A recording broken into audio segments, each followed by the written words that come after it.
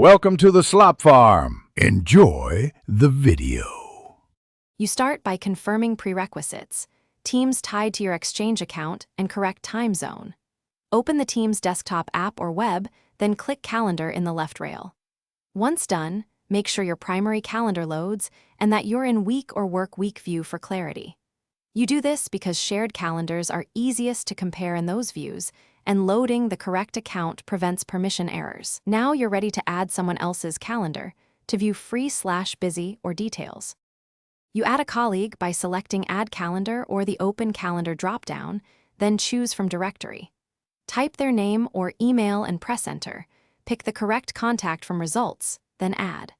Once added, check the side-by-side overlay or merged view to compare availability. Make sure to select the view level, free/busy, for scheduling versus full details when you need meeting subjects. This step is critical because organization permissions control whether you see limited or full information. To finish, customize overlays, colors, and day range so you can quickly spot conflicts.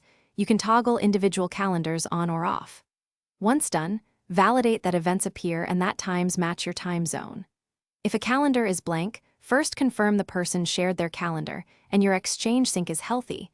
Sometimes Teams needs a few minutes to reflect changes. If problems persist, open Outlook web or contact your admin, because permission or directory sync issues often require admin action. Thanks for watching. Consider subscribing if we helped you today.